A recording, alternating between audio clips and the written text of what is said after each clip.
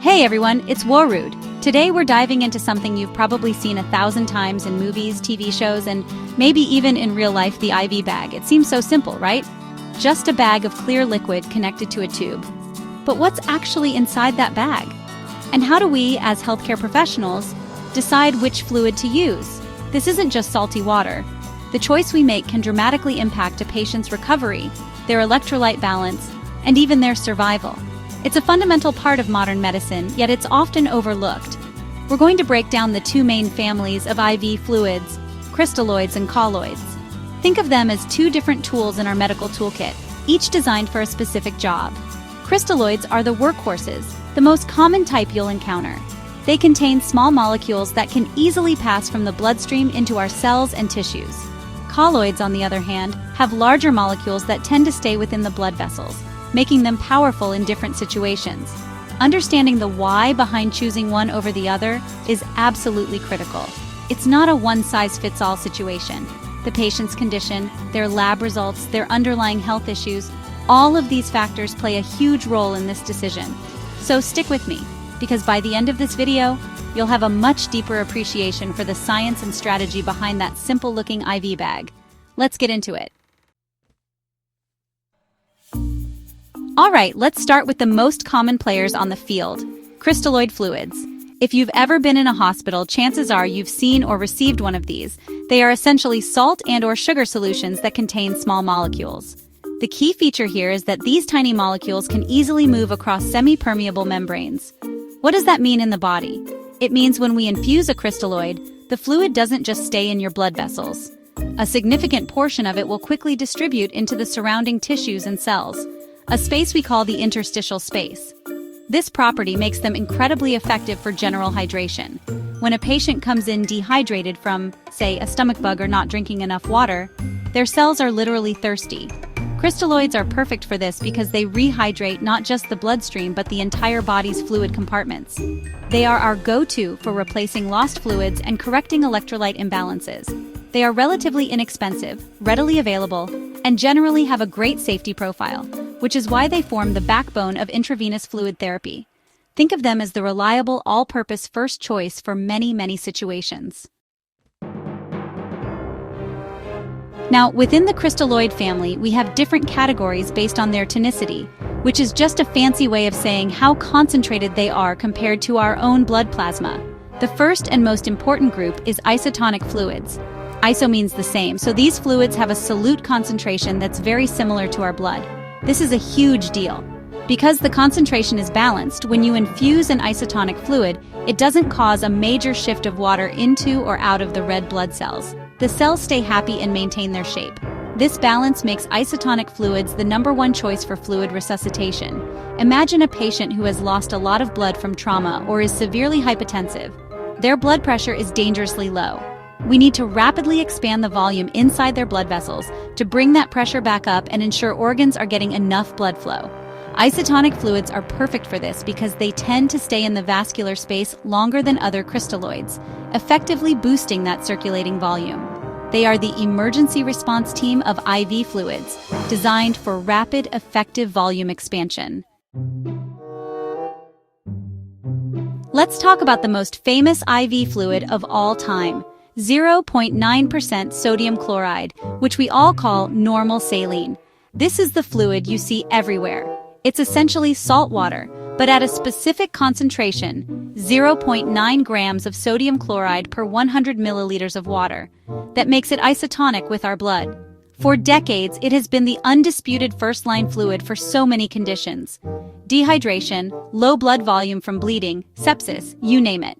If a patient needs volume, normal saline is often the first thing we reach for.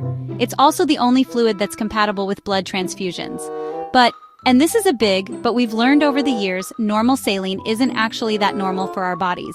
While it's isotonic, its chloride content is much higher than what's found in our plasma. Infusing large volumes of it can lead to a condition called hyperchloremic metabolic acidosis, which can potentially cause issues, especially in critically ill patients or those with kidney problems.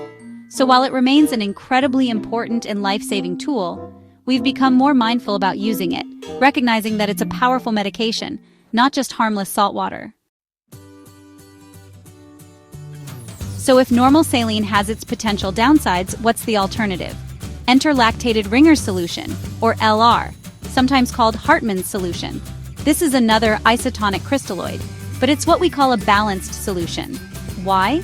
Because its composition is much closer to the actual electrolyte concentration of our blood plasma. It contains not just sodium and chloride, but also potassium, calcium, and lactate. It's like a more sophisticated, finely tuned version of normal saline. The lactate in LR is a key component. It's not lactic acid, which is associated with intense exercise. Instead, the liver metabolizes this lactate into bicarbonate, which acts as a buffer against acidosis.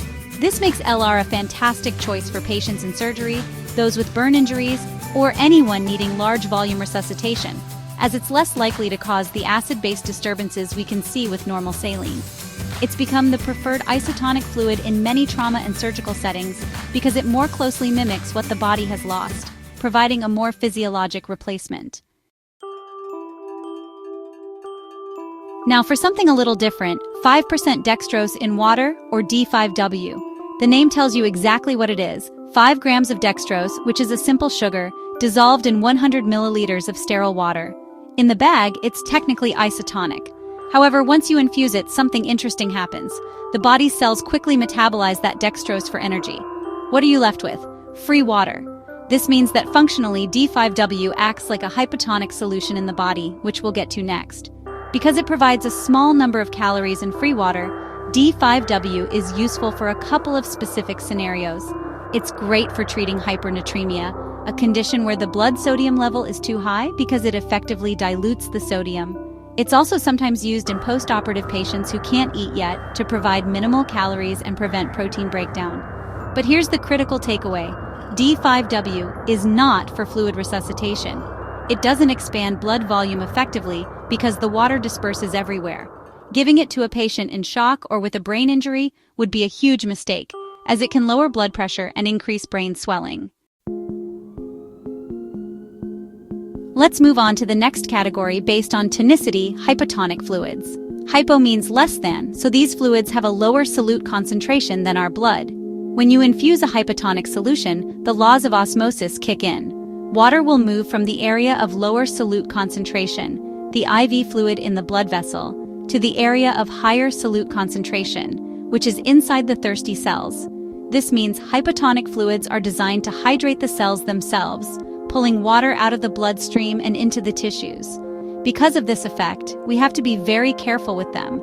Their primary use is in treating conditions where the cells are dehydrated, like in a diabetic patient with hyperosmolar hyperglycemic state, or HHS, where high blood sugar has pulled water out of the cells. By giving a hypotonic fluid, we can gently rehydrate them. However, you would never ever give these fluids to a patient with trauma, burns, or low blood pressure. It would make the low blood pressure even worse by shifting fluid out of the vessels, and in a patient with a brain injury, it could cause dangerous cerebral edema or brain swelling. The classic example of a hypotonic fluid is 0.45% saline, which we often call half-normal saline. As the name suggests, it has half the concentration of sodium chloride as normal saline. This makes it a great choice when a patient needs more water than they need salt. It's a go-to maintenance fluid for patients who can't drink but are not volume depleted. It replaces daily fluid losses and helps the kidneys excrete metabolic waste without overloading the patient with sodium. We often use half-normal saline in specific patient populations. For example, in some pediatric patients or elderly patients who may have impaired kidney function and can't handle a large salt load, it's a safer choice. It's also frequently used in patients with diabetic ketoacidosis, DKA, after the initial resuscitation with isotonic fluids is complete, to continue providing free water to correct cellular dehydration. It's a delicate balancing act, providing hydration without dropping blood pressure, which is why patient selection is so important. On the opposite end of the spectrum, we have hypertonic fluids. Hyper means more than, so these solutions have a much higher concentration of solutes than our blood. Following the rules of osmosis, when you infuse a hypertonic fluid, it does the exact opposite of a hypotonic one. It pulls water out of the tissues and cells and draws it into the bloodstream. This makes the blood vessels swell with fluid, rapidly increasing the intravascular volume. It's a very powerful, very specific tool. We reserve hypertonic fluids for critical, life-threatening situations. Their main use is in treating severe symptomatic hyponatremia, dangerously low sodium levels that can cause seizures and brain swelling. By giving a concentrated salt solution, we can slowly and carefully raise the blood sodium level. Another key use is in neurocritical care for patients with cerebral edema or swelling of the brain. The hypertonic fluid pulls excess water out of the brain tissue, reducing intracranial pressure. But this is a high-risk therapy. It can easily cause fluid overload, placing immense strain on the heart and lungs, and must be done with extreme caution. The most common hypertonic solution we use in the hospital is 3% saline. To put that in perspective, it's more than 3 times as concentrated as normal saline. This is not a fluid you just hang and walk away from. It's a potent medication used almost exclusively in the intensive care unit for the situations we just talked about: severe, life-threatening hyponatremia, or to combat high intracranial pressure from a traumatic brain injury. The goal is to create a strong osmotic gradient to shift fluid where we need it to go. Administering 3% saline requires meticulous monitoring. We're talking about checking the patient's sodium levels every few hours. Correcting the sodium too quickly can cause a devastating neurological condition called osmotic demyelination syndrome. We also have to watch their fluid status like a hawk, monitoring for signs of pulmonary edema or fluid in the lungs. It's often infused through a central line to avoid damaging smaller peripheral veins, and it's always given via an infusion pump for precise rate control. This is truly a high-stakes, high-reward therapy reserved for the sickest of patients. Finally, let's talk about the other major family of IV fluids, colloids. Unlike crystalloids with their tiny, mobile particles, colloids contain large molecules that don't easily pass out of the blood vessels. Think of things like albumin, a protein from human plasma, or synthetic starches. Because these big molecules stay put in the bloodstream, they exert what's called oncotic pressure, acting like magnets for water. They hold fluid in the vascular space and can even pull additional fluid from the tissues back into the vessels. This property makes them very efficient plasma volume expanders. You need less volume of a colloid to achieve the same amount of blood volume expansion as a crystalloid. We might use them in a trauma patient who is bleeding heavily as a bridge until blood products arrive. They are also used in patients with severe burns who have lost a lot of protein, or in patients who have received massive amounts of crystalloids and are developing widespread tissue swelling or edema. However, they are much more expensive than crystalloids, and they carry a higher risk of anaphylactic reactions. In patients with leaky capillaries, like in sepsis or ARDS, these large molecules can leak into the lungs and worsen pulmonary edema, so their use has become much more selective over time. So, as you can see, that simple IV bag is packed with complex science and critical decision-making. From the everyday workhorse of normal saline to the high-stakes infusion of 3% saline, each fluid has a distinct personality and a specific job. Choosing the wrong one isn't just ineffective, it can be actively harmful. Giving a hypotonic solution to a trauma patient or a hypertonic solution too quickly can have devastating consequences. The art of medicine lies in understanding these nuances and tailoring the therapy to the individual in front of us. The key takeaway is that there is no single best IV fluid. The best choice depends entirely on the clinical context. What is the patient's underlying problem? What do their labs look like? What are their comorbidities, like heart or kidney disease? These are the questions we have to ask ourselves every single time. We have to weigh the benefits of expanding volume against the risks of fluid overload or electrolyte disturbances. It's a constant balancing act that requires knowledge, vigilance, and critical thinking. This is why following established clinical guidelines and, most importantly, continuously reassessing your patient is so crucial. Fluid therapy is not a set-it-and-forget-it intervention. We give a fluid, we watch for the response, we check labs, and we adjust our plan. It's a dynamic process. I hope this deep dive gave you a new appreciation for the incredible thought that goes into something as common as an IV drip. Stay curious, and I'll see you in the next video.